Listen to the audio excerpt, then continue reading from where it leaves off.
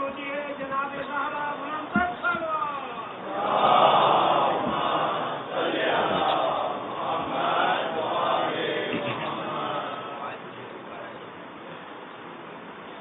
اعوذ باللہ من الشیطان الرجیم بسم اللہ الرحمن الرحیم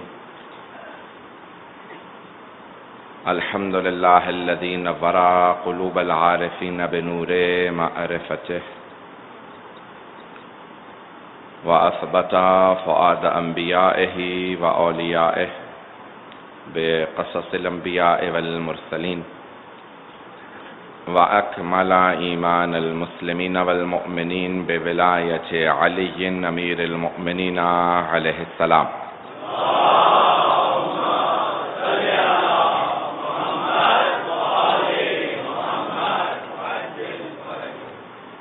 والصلاة والسلام والتحية والإكرام على أفضل الموجودات العبد المؤيد والرسول المسدد المصطفى الأمجد المحمود الأحمد أعني أبا القاسم محمد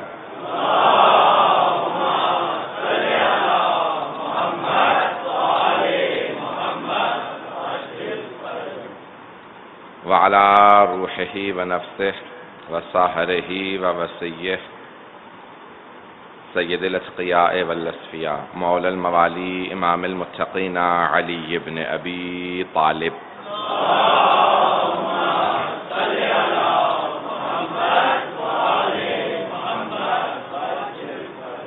وعلى اوصیائه لا سیما بقیة اللہ فی الارضین روحی وارواح العالمین لتراب مقدمه الفدا واللعنة الدائمة على أعدائهم أجمعين من الآن إلى قيام يوم الدين أما بعد فقد قال الله الحكيم في كتابه الكريم بسم الله الرحمن الرحيم إن هذا القرآن يهدي للتي هي أقوم ويبشر المؤمنين الذين يعملون الصالحات أن لهم أجرا كبيرا صدق الله العلي العظيم صلوات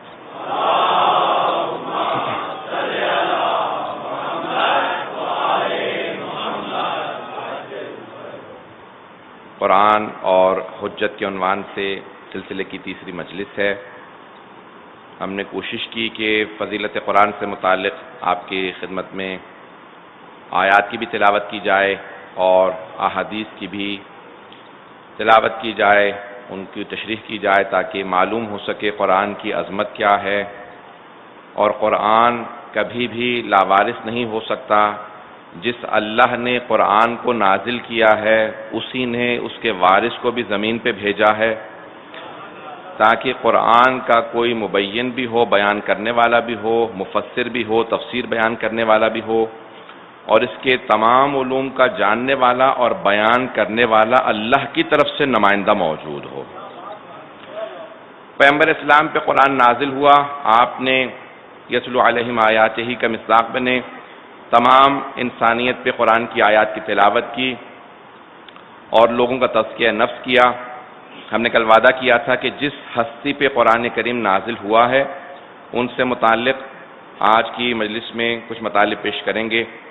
سورہ حشر کے اندر آیت ہے کہ اللہ سبحانہ و تعالیٰ کہتا ہے کہ لو انزلنا ھذا القرآن علی جبل لرأیتہ خاشعا متصدعا من خشیۃ اللہ، اگر ہم اس قرآن کو پہاڑ پہ بھی نازل کر دیتے تو وہ خاشع ہو جاتا، جھک جاتا، متصدعا من خشیۃ اللہ، ٹوٹ جاتا اللہ کی خشیت سے، یعنی پہاڑ بھی ریزہ ریزہ ہو جاتا اگر اس پہ قرآن نازل ہو جاتا۔ پہاڑ کی سختی سب جانتے ہیں کہ پہاڑ کتنا سخت ہوتا ہے، اب کسی کا دل اتنا مضبوط ہونا چاہیے جو فیض الہی کو لے بھی سکے اور آگے پہنچا بھی سکے۔ اب اتنا مضبوط قلب ہونا چاہیے۔ ایک حدیث ہے معصوم کی کہ المؤمن کالجبل الراسخ، مومن ایک گڑے ہوئے پہاڑ کی مانند ہوتا ہے، جتنے بھی پہاڑ کے اوپر سیلاب آ جائیں، آندھیاں طوفان چلیں، مومن اپنی جگہ پہ قائم رہتا ہے، کبھی اس کا ایمان متزلزل نہیں ہوتا۔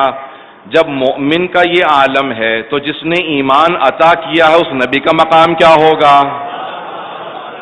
تو اب حبیب خدا بہت بڑی ہستی کا نام ہے، کتاب کا نام ہے ولایت تکوینی. بہت سے لوگ حوالے مانگتے ہیں، اس لیے میں جلدی کچھ حوالے دیتا چلا جاؤں گا. آیت اللہ حسن زادہ عاملی کی کتاب ہے، صفحہ نمبر 17 پہ امام حسن مجتبیٰ علیہ الصلوۃ والسلام سے روایت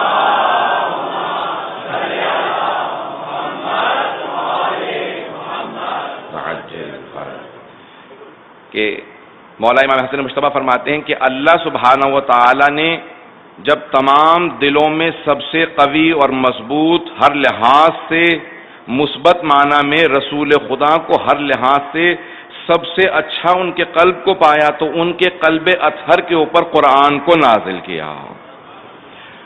اب یہ امام حسن مجتبیٰ نے فرمایا کہ رسول خدا کا اللہ نے پہلے سے چن لیا، محمد و آل محمد کو، چہاردہ معصومین کو پہلے سے چن لیا. تو بعض لوگ اعتراض کرتے ہیں جب اللہ نے پہلے ہی سے چن لیا تھا تو پھر دوسروں کا کوئی مقابلہ ہی نہیں ہے، اللہ نے ان کو پہلے سے خاص بنا دیا اور کسی کی اہمیت نہیں ہے کہ کسی کو اللہ نے وہ مقام دیا ہی نہیں، وہ توفیق دی ہی نہیں، وہ اس نے عطا ہی نہیں کیا، مقام ہبہ نہیں کیا جو آل محمد کو کیا، محمد و آل محمد کو کیا. بہت سے جوابات علماء نے دیے ہیں، میں اس کی تفصیل میں نہیں جاؤں گا، صرف ایک اشارہ کرتے ہوئے آگے بڑھ جاؤں گا. اگر اللہ سبحانہ و تعالی تمام انبیاء کو، تمام اولیاء، اوصیاء، شہداء کو ایک صف میں کھڑا کرتا اور کہتا کہ اب سب کے سب میری اطاعت کے اندر سفر شروع کر دو، جو سب سے زیادہ سفر کر کے مجھ سے قریب ترین ہونا چاہتا ہے وہ سب سے میرا مقرب بھی ہوگا. تو اب جو اطاعت کے اندر علم الہی میں تھا کہ جو اطاعت پروردگار میں سب سے آگے نکل جائیں گے وہ محمد و آل محمد ہے. اگر پہنچا پایا ہوں بات کو.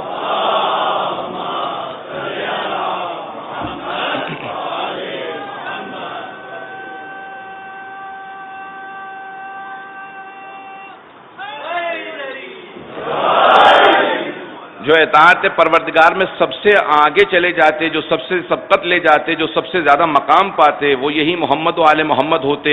اللہ کے علم میں تھا کہ یہ سب سے زیادہ آگے ہیں، اس نے خلق کیا تھا، وہ جانتا تھا ان سے بہتر کوئی نہیں ہے. اس نے وہ تمام کی تمام برگزیدہ ہستیوں کو پہلے سے خلق کرنے کے بعد وہ تمام صفات دی کہ جو اس کے حجت قرار پاتے، کہ وہ دلیل کے طور پہ کہتا کہ خطا نہ کرنا، کوئی میری مخالفت نہ کرنا، میں ان کا خالق ہوں، جن 14 کو تم دیکھ رہے ہو یہ ایسے ہیں تو بنانے والا کیسا ہوگا.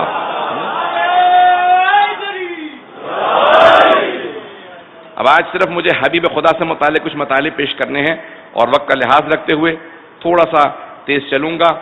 آپ حضرات جس محبت سے سن رہے ہیں، جس طرح سے میں دیکھ رہا ہوں کہ لوگ آ رہے ہیں، انشاءاللہ ساتھ دیں گے.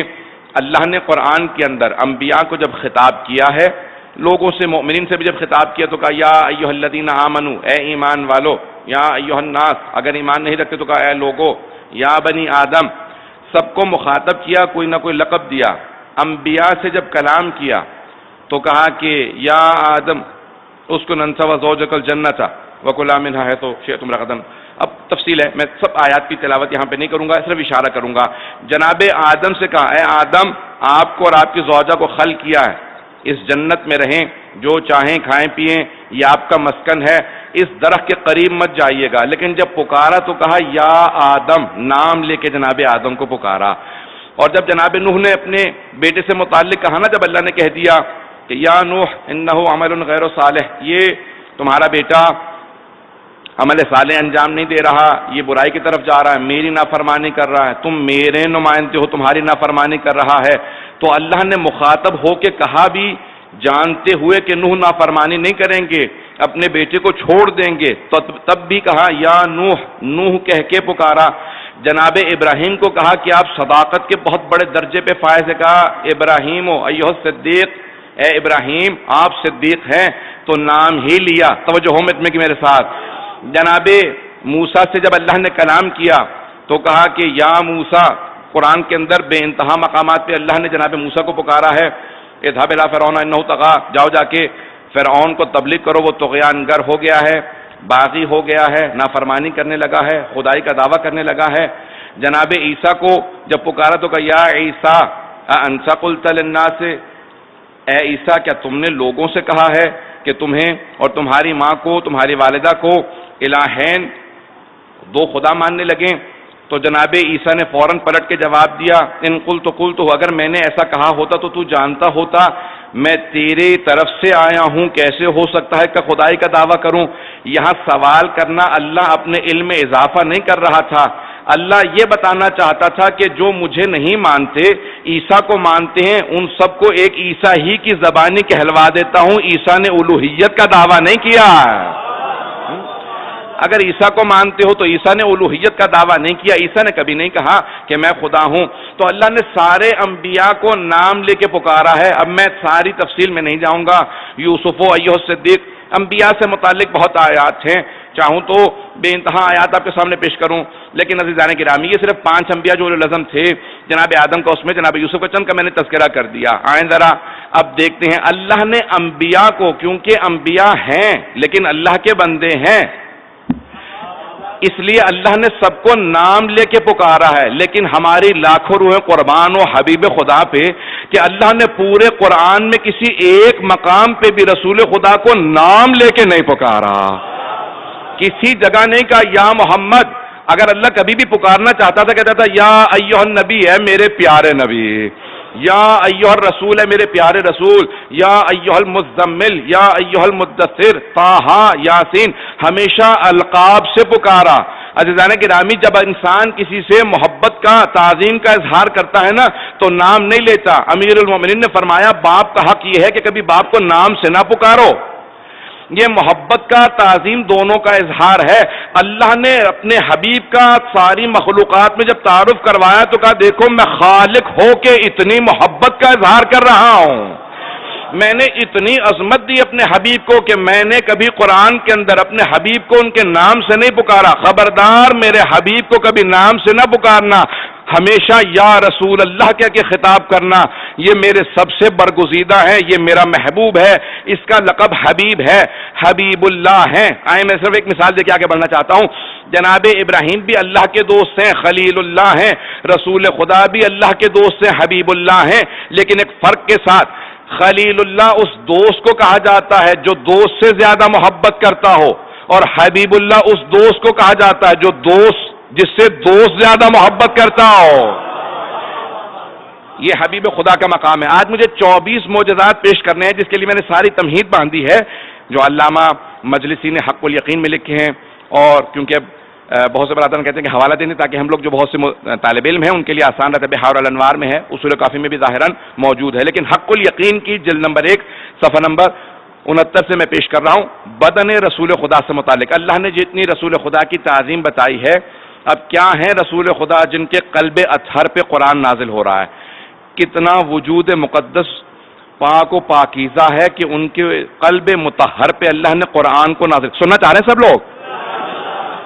اب علماء نے، رسول خدا نے 1000 سے زیادہ معجزات دکھائے ہیں، لیکن 24 معجزات جسد مطہر میں رسول خدا کے پائے جاتے تھے۔ آپ کے جسم مبارک میں 24 معجزات پائے جاتے تھے۔ اب میں سارے معجزات پیش نہیں کر پاؤں گا، جہاں تک حافظہ بھی کام کرے گا اور آپ ساتھ دیں گے میں وہ معجزات پیش کرنا چاہتا ہوں۔ اگر سننا پسند فرمائیں گے تو باوجہ بلند صلوات پڑھیں محمد۔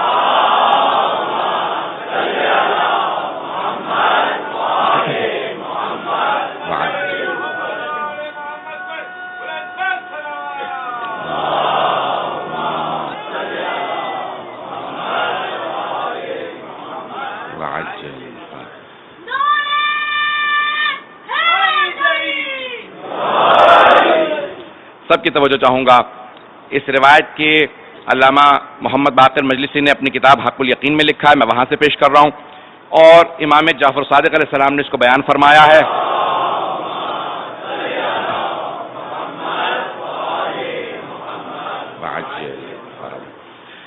جسد مطہر میں رسول خدا کے جو معجزات تھے کہ جسم مبارک کیسا تھا، اگر آج اسی کو واضح کر سکوں کہ پیغمبر اسلام کس مقدس ہستی کا نام ہے۔ امام فرماتے ہیں کہ بلند قامت سے بلند قامت آدمی جتنا بھی قد لمبا ہوتا تھا، جب پیغمبر کی بارگاہ میں آتا تھا تو سر سے لے کے گردن تک چھوٹا نظر آتا تھا۔ خالق کو یہ منظور نہیں تھا کہ کوئی محمد سے بالاتر نظر آئے۔ معجزات کو اسی محبت سے سنیے گا جس طرح سے آپ سن رہے ہیں۔ میں پورے کوشش کروں گا کہ اچھے انداز سے پیش کر پاؤں، حبیب خدا کی بارگاہ میں اچھی طرح سے ہم اپنا نذرانہ عقیدت پیش کر سکیں۔ قرآن اور حجت، میں نے کہا تھا خود حبیب خدا حجت بھی ہیں، اور جن کے قلب مطہر پہ قرآن نازل ہوا ہے وہ وجود مقدس بھی ہیں۔ تو اب پہلا معجزہ یہ لکھا ہے۔ دوسرا کہ پیغمبر اسلام کے جسم مبارک سے خاص خوشبو آتی تھی جو نہ کسی عطر میں پائی جاتی تھی، نہ کسی پھول میں پائی جاتی تھی، نہ کسی اچھے مقام سے ایسی خوشبو آتی تھی، جو ایک خاص خوشبو پیغمبر کے بدن مطہر سے آتی تھی۔ ایک مخصوص خوشبو تھی کہ جہاں سے گزرتے تھے حتیٰ کفار و مشرکین 1 سے 2 دن تک خود بتاتے تھے کہ یہاں سے محمد گزرے ہوں گے، خوشبو بتا رہی ہے۔ تو اب مجھے کہہ لینے دیں کہ اگر حبیب خدا کے دونوں نواسے جناب سیدہ کے پاس آتے ہیں تو حدیث قصہ کے یہ جملے کیوں کہتے ہیں؟ انی اشم عندک رائحۃ طیبۃ کأنہا رائحۃ جد رسول اللہ۔ مادر گرامی، آپ کے پاس سے ویسی خوشبو آ رہی ہے جیسے نانا کے بدن سے آتی ہے۔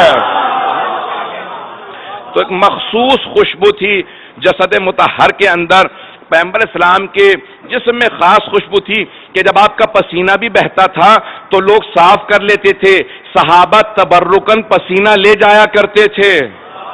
میں کہہ گیا ہوں، اگر کوئی آپ کو تبرک کا منکر ملے نا پاکستان میں، اسے بتا دیجئے گا صحابہ بھی تبرک کو مانتے تھے۔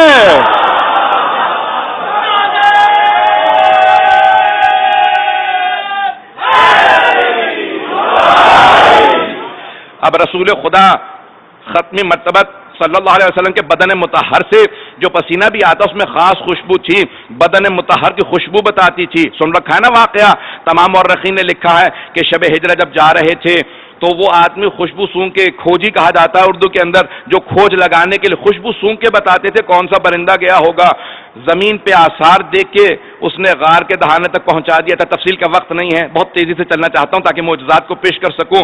تو حبیب خدا کے جسم سے خاص خوشبو آتی تھی۔ آواز سب کے لیے مناسب ہے؟ عزیزان گرامی، رسول خدا کا ایک معجزہ یہ تھا کہ بعض اوقات آپ کچی زمین پہ، مٹی پہ، ریت پہ قدم مبارک رکھتے تھے، نشان نہیں بنتا تھا، اور بعض اوقات چٹانوں پہ قدم رکھتے جاتے تھے، نشان بنتے جاتے تھے۔ تو معصوم فرماتے یہ ہیں کہ پیغمبر اسلام کو پورا اختیار تھا کہ کس زمین پہ اپنے قدم مبارک کے آثار رکھیں اور کہاں آثار نہ رکھیں۔ جسے پتھر پہ، زمین پہ، مٹی پہ، ریت پہ اختیار ہے، اسے دلوں پہ کیسے اختیار نہیں ہے؟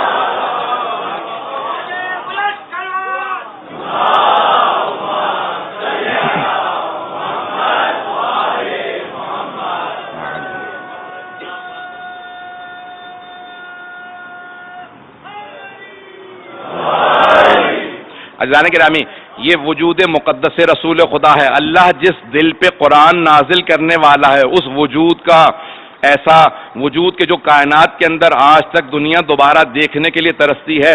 ایک اور جو پیغمبر اسلام کے جسد مطہر سے متعلق لکھا گیا ہے کہ آپ کے لعاب دہن کے اندر ایک ایسی تاثیر تھی کہ اگر کوئی بیمار ہوتا اسے لعاب دہن لگاتے وہ شفا پا جاتا تھا۔ اگر بیمار ہوتا تو شفا پا جاتا۔ کنویں میں لعاب دہن ڈالتے، پانی کھارا ہوتا تو میٹھا ہو جاتا تھا۔ اگر کنواں خشک ہوتا تھا تو پانی سے بھر جاتا تھا۔ جس کے لعاب دہن کا اثر یہ ہو، اس کے خون کا اثر کیا ہوگا؟ کہ جناب ختمی مرتبت کا وجود مقدس ہے۔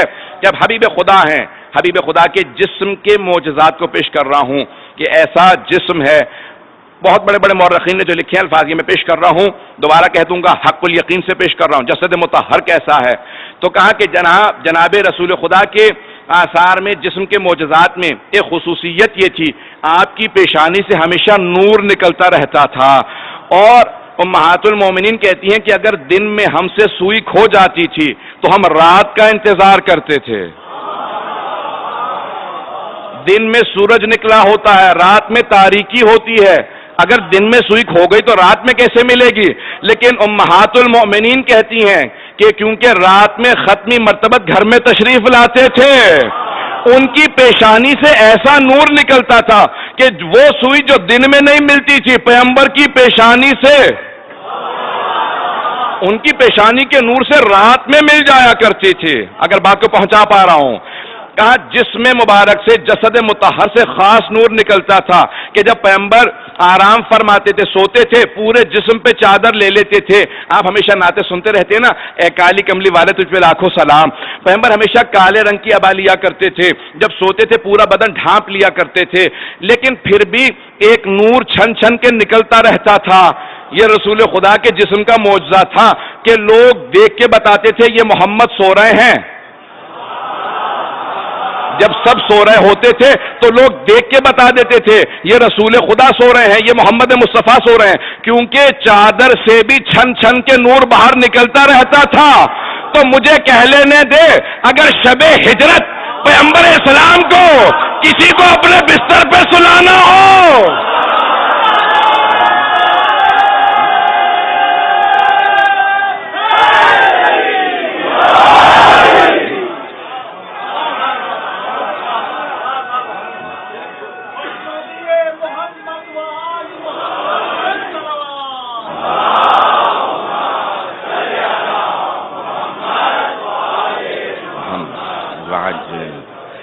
تو اب حبیب خدا جس بستر پہ سوتے ہیں جب چادر لے لیتے ہیں تو چادر سے نور چھن چھن کے نکلتا تھا. دیکھنے والے بتا دیتے تھے یہ محمد سو رہے ہیں. تو مجھے جملہ کہہ لینے دیجئے، حبیب خدا کو کسی کو اپنے بستر پہ سلانا تھا. تو اب حبیب خدا نے کسی ایسے کو بلایا جس کے نور میں پیغمبر اسلام کے نور سے 19-20 کا فرق نہیں تھا، کیونکہ دیکھنے والے اپنے نہیں تھے، مشرکین تھے. وہ دیکھ کے پہچان لیتے، وہ دیکھ کے پہچان لیتے کہ اس کے نور میں اس کے نور میں فرق ہے. اگر کوئی فرق نکالے بتا دو، مشرکین کو بھی فرق معلوم نہیں ہوتا تھا.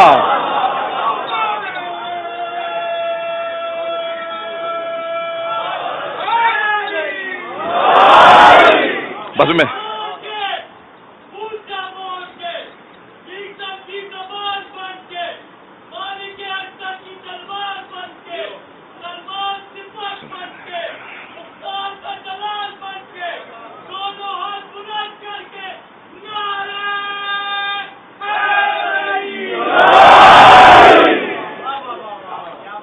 جس محبت سے آپ لوگ سن رہے ہیں، میں جانتا ہوں مجمع بہت بہت دور تک ہے، اس نعرے کی آواز اس تک نہیں جاتی، اس کی وہاں سے نہیں، تو میں پیش کر رہا ہوں مطالب کو، تیزی سے گزروں گا. سب کی محبتوں کے نظر کر رہا ہوں. حبیب خدا جن کے قلب مطہر پہ یہ قرآن نازل ہو رہا ہے وہ کیسا وجود رکھتے ہیں. عزیزان گرامی، مورخین نے بڑے بڑے جملے لکھے ہیں. کہا کہ حبیب خدا کا ایک معجزہ یہ تھا کہ جس سواری پہ سوار ہوتے تھے وہ راہور ہو جاتی تھی. علامہ محمد باقر مجلسی نے لکھا کہ وہ پھر سواری چاہے اونٹ ہو، اونٹنی ہو، گھوڑا ہو، وہ پھر بوڑھا نہیں ہوتا تھا، ہمیشہ جوان رہتا تھا. اب کوئی اعتراض نہ کرے کہ رسول خدا کے ذوالجناح پہ حسین ابن علی کربلا کیسے گئے.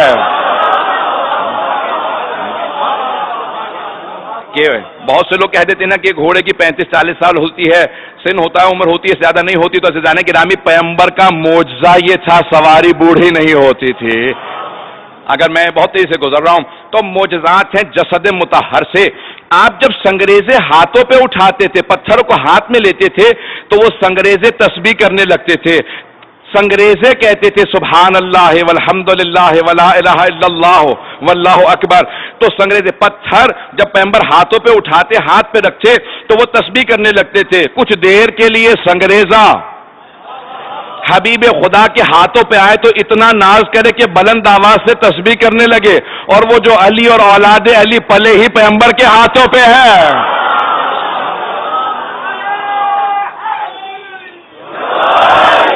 یہ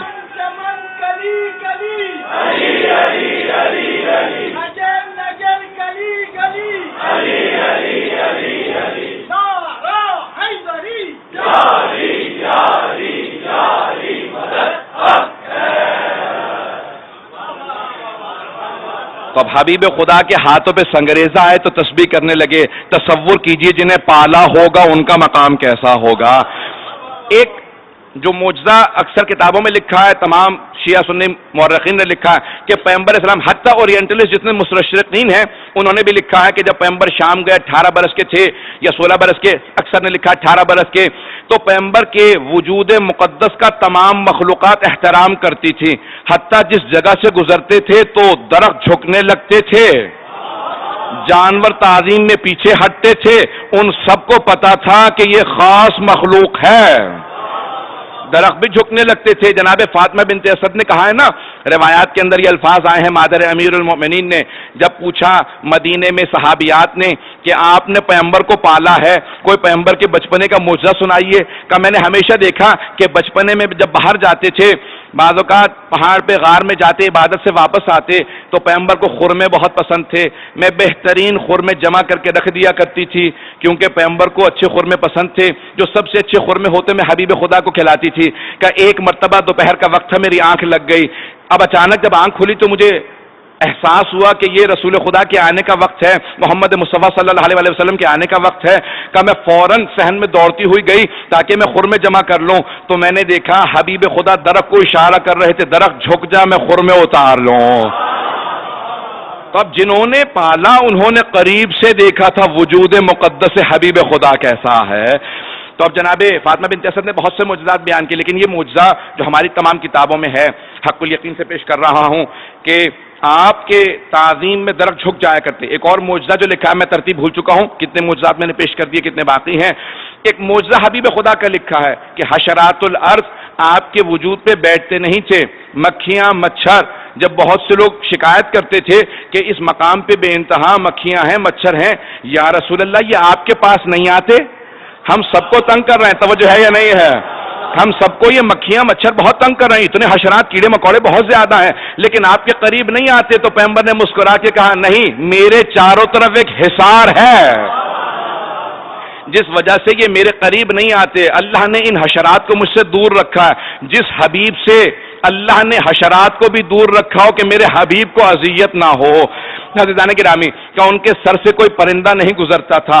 ہمیشہ سر پہ ایک ابر رہا کرتا تھا۔ میں بہت تیزی سے چل رہا ہوں کہ ایک بادل، ایک ابر رہا کرتا تھا۔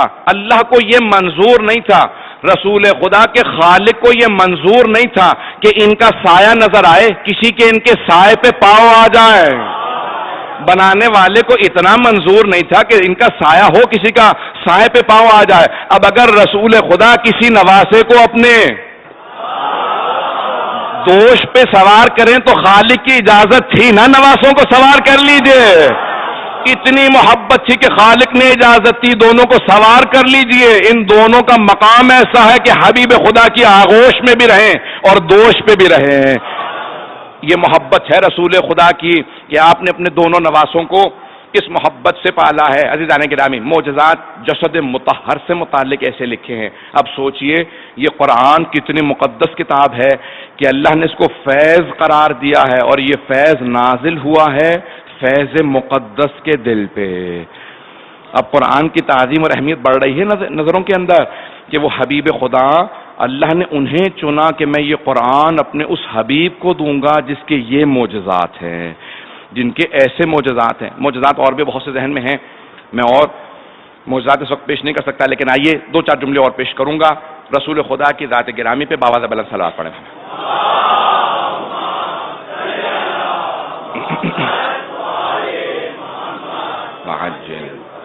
عزیزان گرامی، اب جب پیغمبر اسلام کے قلب مطہر کے اوپر قرآن نازل ہوتا ہے، میں کچھ حوالہ جات دینا چاہ رہا تھا حبیب خدا سے متعلق دوسری کتابوں سے، تاکہ معلوم ہو کہ آج بھی توریت اور انجیل میں، زبور میں رسول خدا کے حوالے موجود ہیں، چاہے وہ ان آیات کو پڑھنے کے بعد کہیں کہ ہم نہیں جانتے اس کا مصداق کون ہے، لیکن اللہ نے تمام کتابوں میں حبیب خدا کا ذکر کیا ہے۔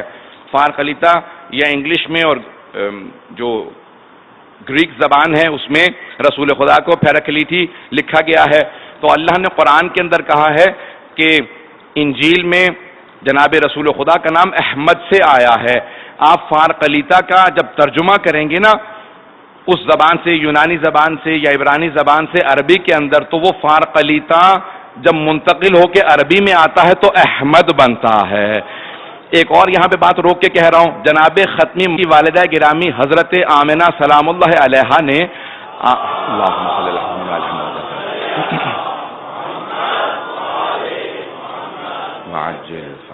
آپ کا نام احمد رکھا، تو اب عزیزان گرامی دادا نے نام محمد رکھا تھا اور ماں نے نام احمد رکھا تھا، اللہ نے دونوں ناموں کو قبول کیا، کہ محمد کا نام یہ جنت کے دروازے پہ لکھا ہے اور آسمانوں میں اور تمام دوسری کتابوں میں احمد رکھا ہے۔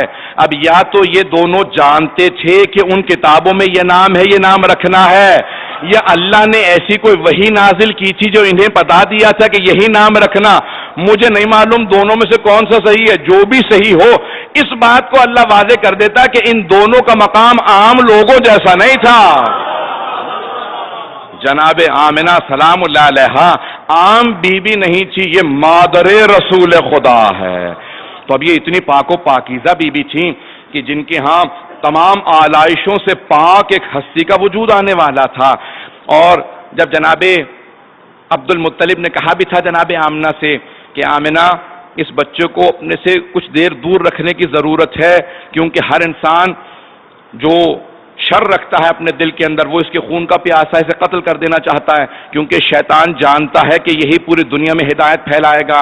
تو جناب آمنہ نے کہا کہ میں اپنے دل سے اس کی محبت کو نکال نہیں سکتی، ایک ماں کی جتنی اولاد سے محبت ہوتی ہے اس سے کئی گنا زیادہ میرے دل میں اس کی محبت ہے۔ میں اگر دیکھوں نا تو میرا دل تڑپنے لگتا ہے، نگاہیں اسے تلاش کرنے لگتی ہیں۔ تو حضرت عبد المطلب نے ایک ہی جملہ کہا اے آمنہ یہ صرف آپ کی نہیں پوری کائنات کے دلوں میں گھر کرنے کے لیے آیا ہے۔ اب جو دادا جانتے ہوں کہ مستقبل کیا ہے، عزیزان گرامی کبھی بھی شک نہ کیجئے کہ حبیب خدا نہیں جانتے تھے کہ ان کا مستقبل کیا ہے۔ جن کے والد والدہ دادا چچا جانتے ہیں ان کا مقام کیا ہے۔ سن رہے ہیں؟ آگے بڑھوں گا، بات کو بڑھاؤں گا۔ اب بات کو میں آگے ایک مرحلے میں لے کے جانا چاہتا ہوں کہ رسول خدا کے قلب مطہر پہ قرآن نازل ہو رہا ہے، اور یہ قرآن میں چند حوالے دینا چاہ رہا ہوں، 2 حوالے اگر جلدی جلدی پیش کر دوں تو سب اس بات کو انشاءاللہ اپنے پلے سے باندھ لیں گے۔ زبور کے اندر ابھی اگر آپ دیکھیں گے نا تو موجودہ جب کہتے ہیں نا انگلش میں بائبل، تو اس میں تینوں کتابیں موجود ہیں، توریت، زبور اور انجیل۔ انگلش میں توریت کو اولڈ ٹیسٹمنٹ کہا جاتا ہے، عہد قدیم، اور انجیل کو نیو ٹیسٹمنٹ کہا جاتا ہے، عہد جدید، اور زبور کو سامز کہا جاتا ہے۔ تو اب یہ تینوں کتابیں بائبل میں موجود ہیں۔ بعض افراد سمجھتے ہیں کہ بائبل صرف انجیل کا نام ہے، بلکہ تینوں کتابوں کا نام بائبل ہے، لیکن اس میں عہد جدید جو ہے وہ انجیل ہے۔ اب آئیے عزیزان گرامی میں پیش کروں آپ کے سامنے کہ انجیل سے متعلق اور زبور سے متعلق ایک ایک حوالہ دینا چاہتا ہوں، اگر سننا پسند فرمائیں گے تو رسول خدا اور ان کی آل پہ باوجہ بلند صلوات۔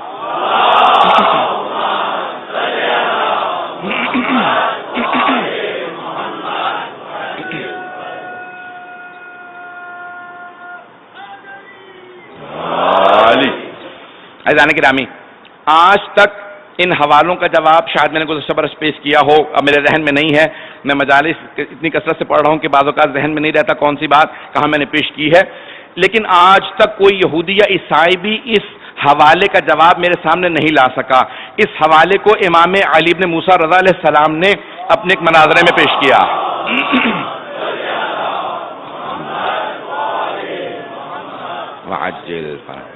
ایک اپنے مناظرے میں پیش کیا ہے یہودیوں کے سامنے کہ جب آپ نے یہودیوں سے مناظرہ کیا تو آپ نے کہا کہ تم رسول خدا کو کیوں نہیں مانتے، بلکہ حضرت موسیٰ کے بعد والے سارے انبیاء کو کیوں نہیں مانتے؟ تو ان سب نے کہا کہ بعد والوں نے ویسے معجزات نہیں دکھائے جیسے جناب موسیٰ نے دکھائے تھے۔ تو آپ نے کہا حضرت موسیٰ کے 2 معجزات ہیں، ید بیضاء اور عصا اشدہا میں بدل جاتا تھا اور ہاتھ سے نور نکلتا تھا۔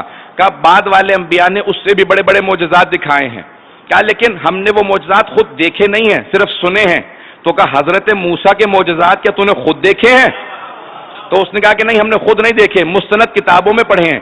امام رضا نے کہا پھر اچھا جو تمہارے نزدیک کتاب مستند ہو اگر اس سے میں تمہیں حوالہ دوں اپنے رسول کی رسالت کا تو کیا تسلیم کرو گے؟ کہا ہاں مان لوں گا۔ کہا لیکن ہمارے نزدیک مستند ہو۔ امام نے کہا کتاب کا نام بتا جو سب سے زیادہ مستند ہے۔ اس نے کہا توریت ہمارے نزدیک سب سے زیادہ مستند ہے۔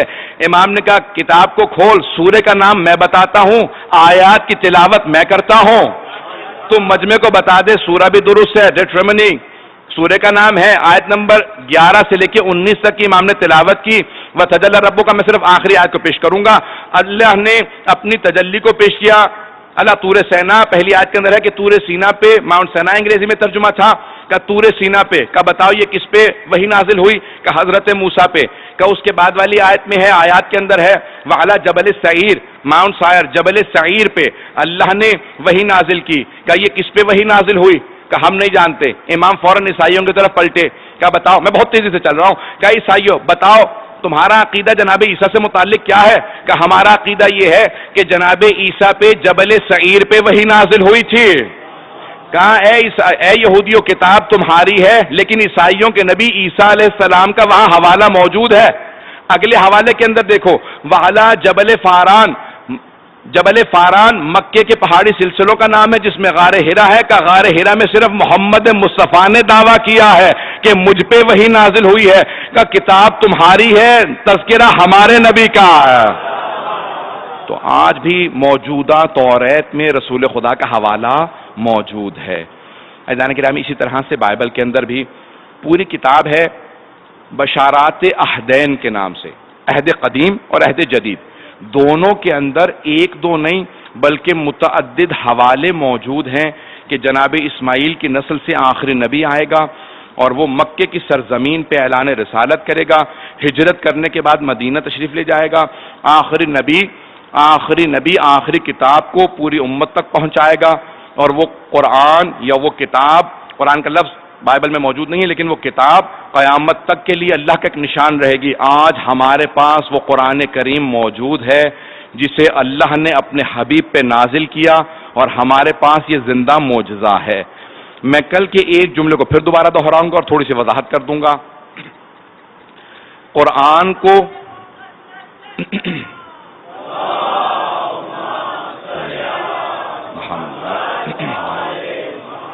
वाजिल 5 से 7 मिनट की जहमत दूंगा, उसके बाद मसाइब पे आ जाऊंगा। सबकी तवज्जो मेरे साथ हो। मैं जानता हूं लोग बहुत बहुत जहमत करके मजालिस में तशरीफ ला रहे हैं। जनाब सैयदा आप तमाम का आना कबूल फरमाए। अज़ान किरामी, मैं मुसलसल एक जुमले को दोहरा रहा हूं और कोशिश करूंगा इस अशरे के अंदर इस जुमले को मुसलसल दोहराता रहूं। कागज और स्याही का नाम कुरान नहीं है। जब आप बाज़ौक़ात कुरान करीम को, इस मुक़द्दस किताब को अपने हाथों में पकड़ते हैं तो खुदा ना खास्ता इसे सिर्फ कागज और स्याही ना समझें।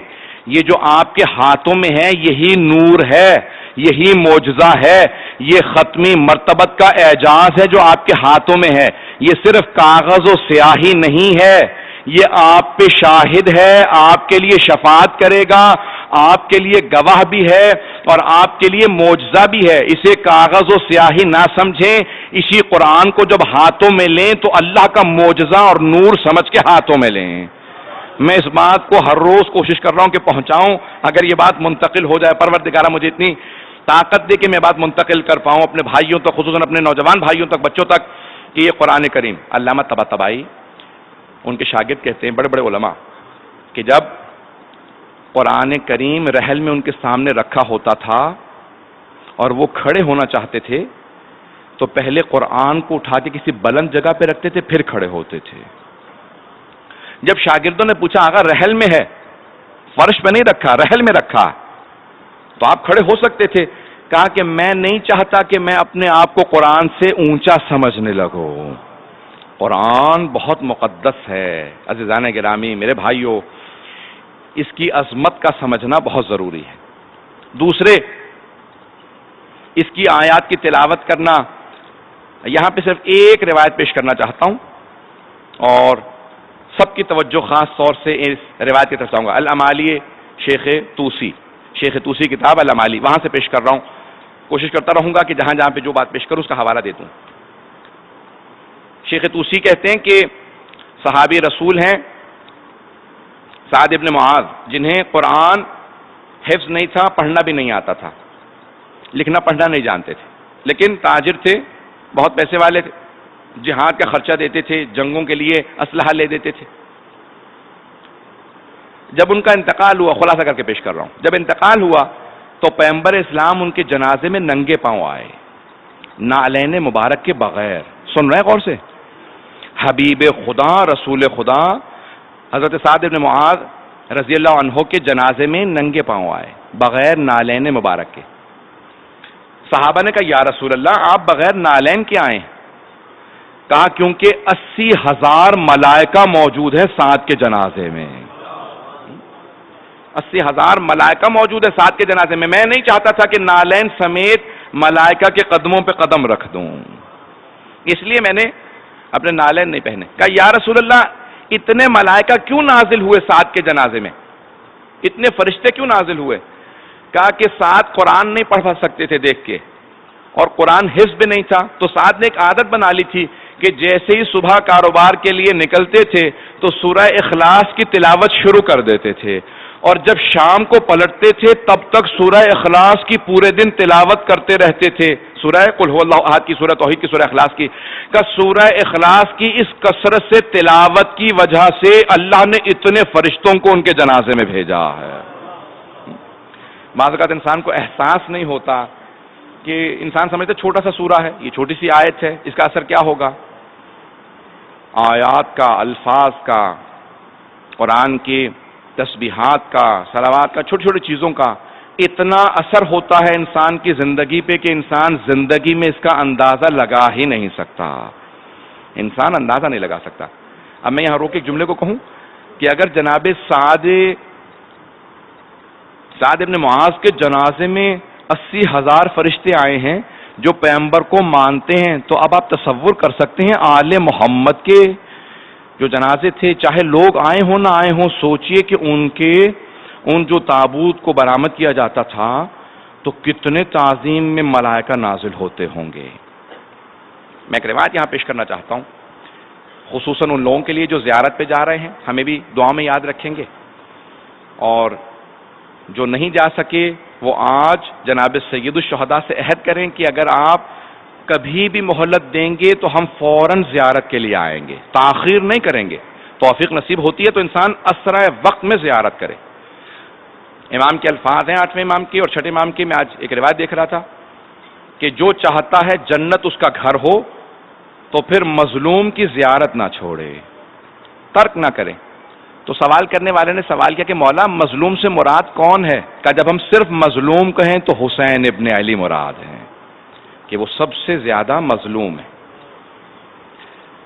روایت کے الفاظ ہیں کہ جب جناب سید الشہداء نے کہا تھا نا حل من ناصر ینصرنا, تو اس وقت 70,000 فرشتے ایک حل من ناصرین پہ نازل ہوئے.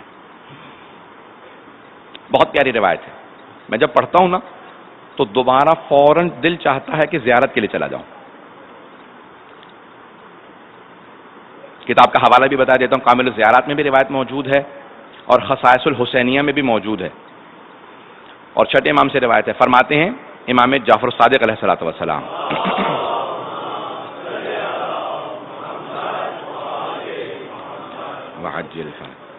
فرماتے ہیں کہ جب جناب سید الشہداء نے کہا نا حل من ناصر ینصرنا, تو ہر دفعہ جب آپ نے کہا اس کا ایک نیا اثر ہوا. خود امام سجاد نے کہا بابا جان میں نصرت کے لیے حاضر ہوں. تو آپ نے کہا نہیں بیٹا, آپ امامت کے وارث ہیں, امامت کا بچانا لازم ہے. جب دوبارہ کہا نا حل من ناصر ینصرنا, جناب علی اصغر نے اپنے آپ کو گہوارے سے گرا دیا تھا. لیکن ایک مرتبہ جب آپ نے کہا حل من ناصر ینصرنا تو 70,000 ملائکہ نازل ہوئے. 6 امام فرماتے ہیں جب وہ نازل ہوئے نا تو سب نے کہا کہ لبیک یا حسین حسین, ہم آپ کی بارگاہ میں حاضر ہیں, اگر آپ کو ہماری نصرت چاہیے تو ہم سب حاضر ہیں. تو سید الشہداء نے ایک جملہ کہا نہیں, میں اتمام حجت کر رہا ہوں تاکہ روز قیامت لشکر یزید سے کوئی یہ نہ کہہ سکے حسین نے مدد کے لیے ہمیں بلایا نہیں تھا, اپنی طرف دعوت نہیں دی تھی, مجھے فرشتوں تمہاری مدد نہیں چاہیے.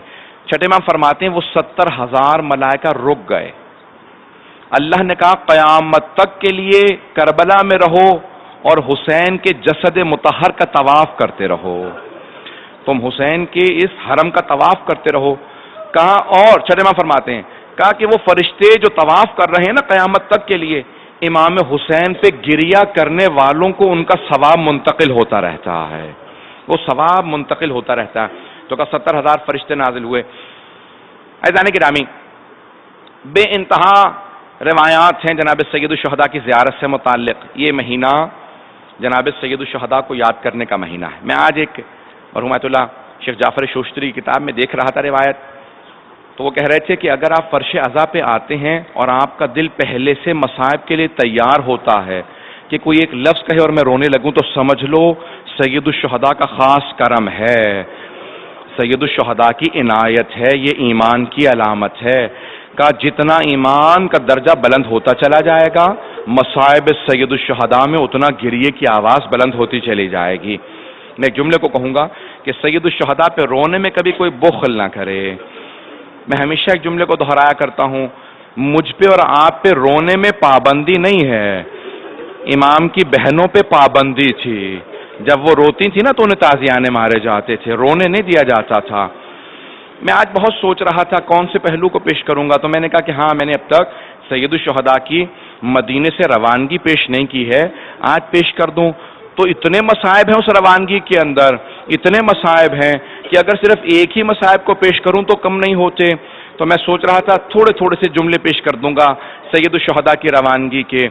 جب آپ نے ذہنوں میں ہے نا کہ مروان نے اور ولید نے بلا لیا امام کو، امام نے یہ نہیں کہا کہ میں نہیں آؤں گا، جانتے تھے بیعت کے لیے بلا رہے ہیں، لیکن کہا کہ نہیں، میں کسی کو مہلت نہیں دینا چاہتا کہ وہ یہ کہے حسین نے پہل کی تھی، انکار کر دیا تھا آنے سے. جب انہوں نے بلایا کہا کہ بیعت کیجئے، بیعت کے لیے جب بلایا نا تو جناب سید الشہداء جب جانے لگے تو جناب زینب کو پتا چلا کہ مروان نے حسین ابن علی علیہ السلام کو بلایا. جناب زینب سے برداشت نہیں ہوا، فوراً برقع لیا، کہا اے عبداللہ ابن جعفر تیار، آپ کی اجازت ہے میرے بھائی کو مروان نے بلایا، میں بھائی سے مل لوں؟ کہاں آپ اجازت ہے، فوراً آئے. کہا بھیا اکیلے مت جائیے گا، مروان نے آپ کو بلایا اکیلے مت جائیے گا. تو جناب سید الشہداء نے کہا کہ مدینہ میرا جائے شہادت نہیں ہے اور مروان میرا قاتل نہیں ہے. کہا لیکن میرے ایک دل میں اضطراب سا ہے. تو ایک مرتبہ دونوں بیٹوں سے کہا کہ میرا بھائی جا رہا ہے، تم دونوں میرے بھائی کی حفاظت کرنا. پھر ایک مرتبہ بلایا، کہا عباس، اے علی اکبر، قاسم، 18 جوانان بنی ہاشم کو بلایا، کہا کہ میرے بھائی کے ساتھ جاؤ. مروان نے بلایا تم ساتھ رہنا. ایک مرتبہ جناب سید الشہداء چلے، جیسے ہی پہنچے نا دارالامارہ پہ، گورنر ہاؤس پہ پہنچے مروان کے، تو ایک مرتبہ جناب عباس نے کہا آقا کیا حکم ہے، ہم آپ کے ساتھ آئیں اندر؟ کہا کہ نہیں عباس، آپ دروازے پہ رک جائیے، اگر میری آواز بلند ہو تو آ جائیے گا. بس یہ اشارہ دیا سید الشہداء نے، آواز اگر بلند ہو تو آ جائیے گا. اب وہاں پہ اس نے بیعت کا مطالبہ کیا. سید الشہداء نے کہا جب تو بیعت مانگ رہا ہے تو تنہائی میں کمرے بند کر کے بیعت کیوں مانگ رہا ہے؟ اگر اچھا کام ہے تو مسجد نبوی میں سب کے سامنے مجھ سے بیعت مانگ. تو مروان نے جیسی دوبارہ بیعت کا مطالبہ کرنا چاہا، ولید نے کہا یہ بیعت نہیں کرے گا ابھی، اگر ہو سکے تو اس کا گلا کاٹ دو. اشارہ کرنا تھا. جناب سید الشہداء کو جلال آیا، بلند آواز سے کہا یبن الزرقاء انت تقتل الیم، ہوا کیا تو میرا قتل کرے گا یا میرا یہ قتل کرے گا؟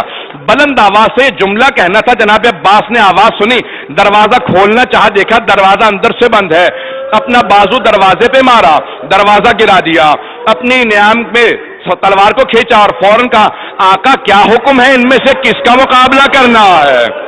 جناب سید الشہداء نے ایک جملہ کہا عباس یہ نانا کا شہر ہے، تلوار کو واپس رکھ لو. کہا آقا حکم کیا ہے؟ یہ 18 بنی ہاشم کے جوان موجود ہیں، میں ایک سوال کروں گا. آج امام حسین کی صرف آواز بلند ہوئی تھی، 18 جوان سامنے آ گئے. عصر عاشور میں امام حسین کہہ رہے ہیں کوئی میری مدد کو آئے.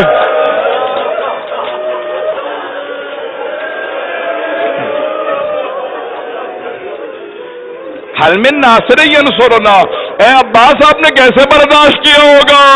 حسین تنہا کھڑے. اے علی اکبر کیسے آپ کی غیرت نے برداشت کیا ہوگا؟ اجرکم اللہ. بس میں وقت نہیں ہے، میں تفصیل سے نہیں پیش کروں گا. جناب عباس نے جیسی سید الشہداء کو دیکھا کہ آقا چلیے ہم سب آپ کی پیروی کریں گے. میں نے ختم کر دیا. دوسرا مرحلہ سید الشہداء نے اعلان کر دیا یہ مجھے یہاں رہنے نہیں دیں گے، مسلسل بیعت کا مطالبہ کرتے رہیں گے. 28 رجب کو آپ نے اعلان کیا کہ میرا سفر شروع ہونے والا ہے.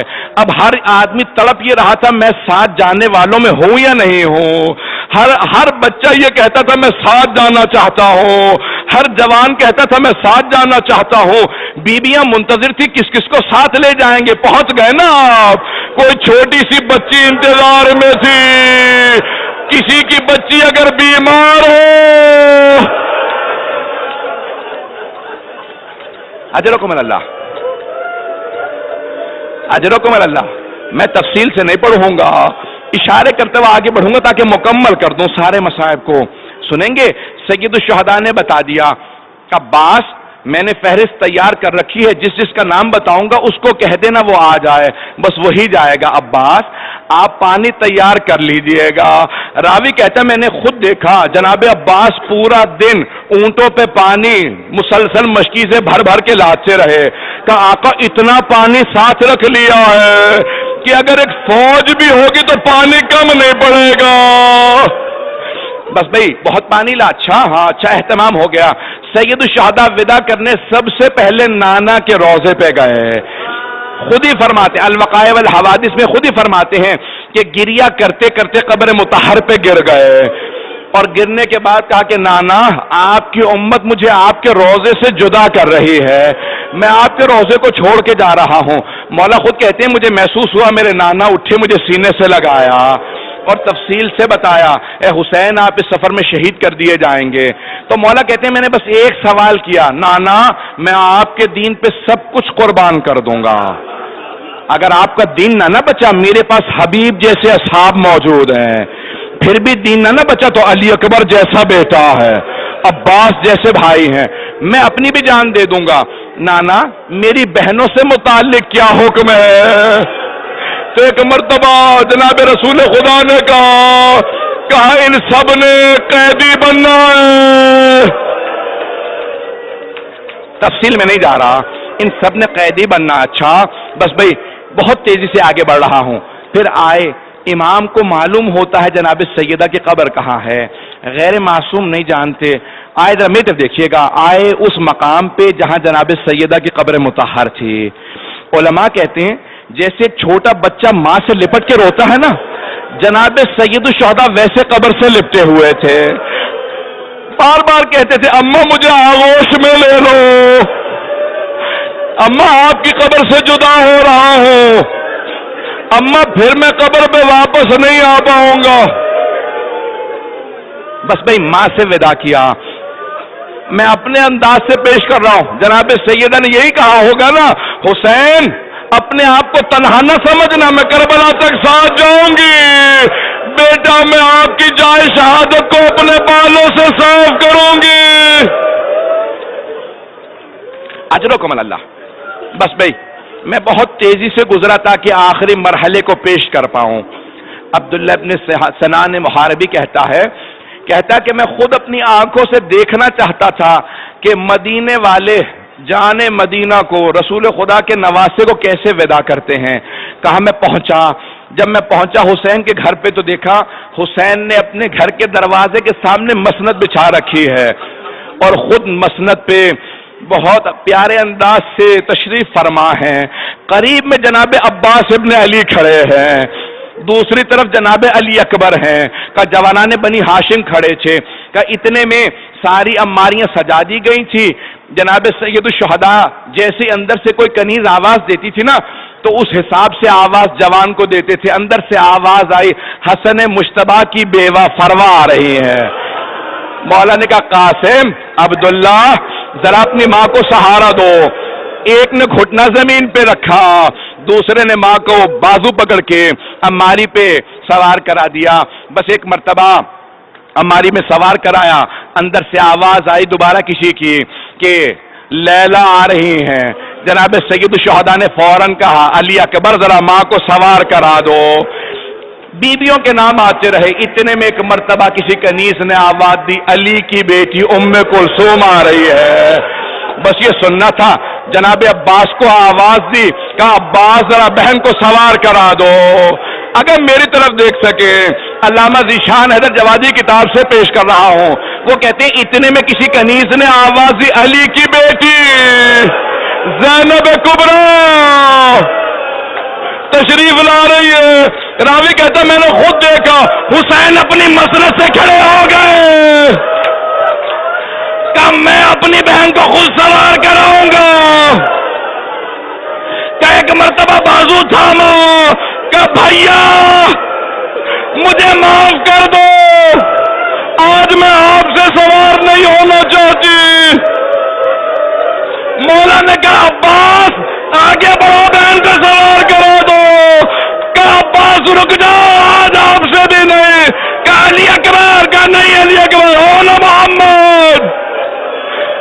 بھیا آج مجھے وہ سوار کرو جو 11 محرم کو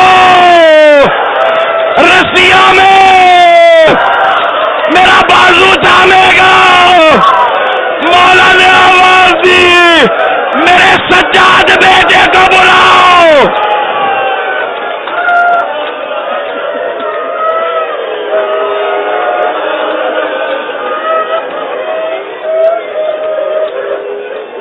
الا لعنۃ اللہ علی القوم الظالمین.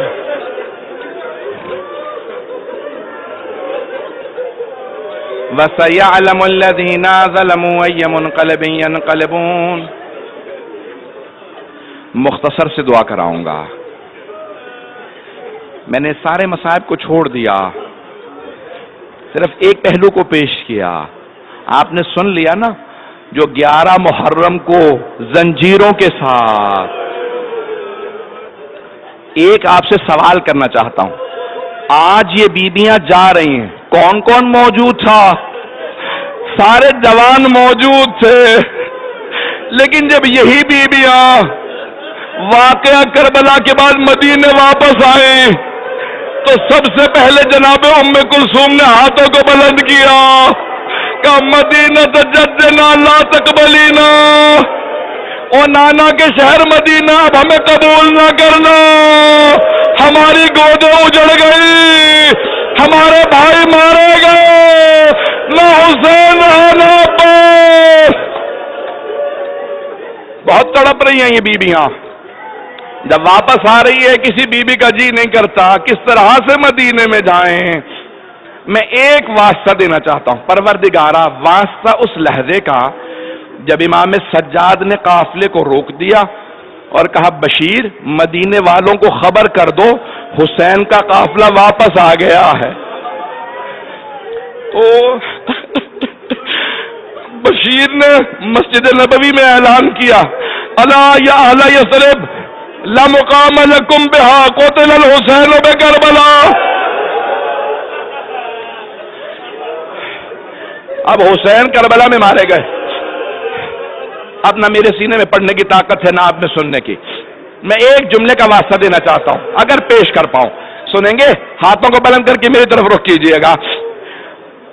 روایت کے الفاظ ہیں کسی نے حضرت محمد حنفیہ کو بتایا کہ آپ کے بھائی حسین کا قافلہ واپس آ گیا. حضرت محمد حنفیہ نے کہا کہ میں خود بھائی کا استقبال کروں گا.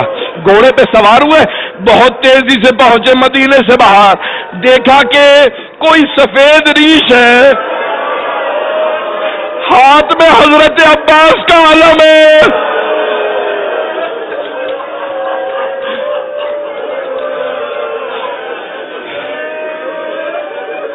جناب محمد حنفیہ نے سوال کیا کہ این اخی الحسین, میرا بھیا حسین کہاں ہے؟ تو انہوں نے جواب دیا کہ چچا جان قد قتل بکربلا. ترجمہ نہیں کروں گا. کہ چچا جان قد قتل بکربلا. کہا اتنا سب کچھ ہو گیا, عباس کہاں تھا؟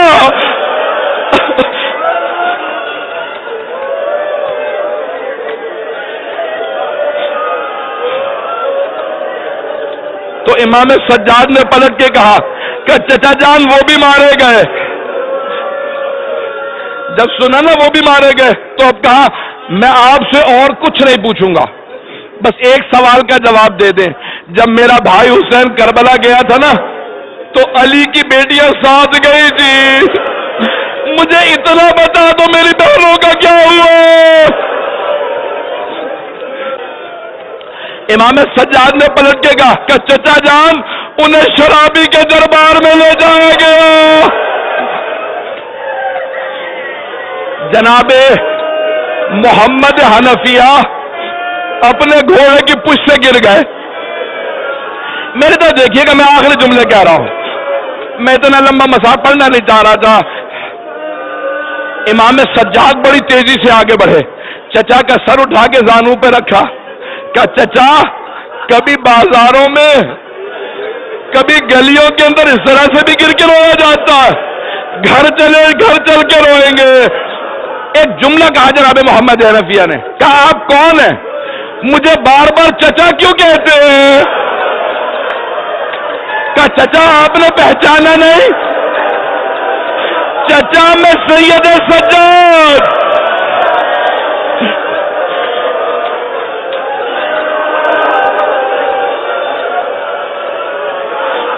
کہا چچا میں سید سجاد. تو جناب محمد حنفیہ نے بس ایک سوال کیا، کہا سجاد آپ 24 برس کے جوان ہیں، آپ کی داڑھی سفید کیسے ہو گئی؟ کہا چچا آپ نے سنا زینب شرابی کے دربار میں آپ گھوڑے سے گر گئے، میں نے آنکھوں سے دیکھا.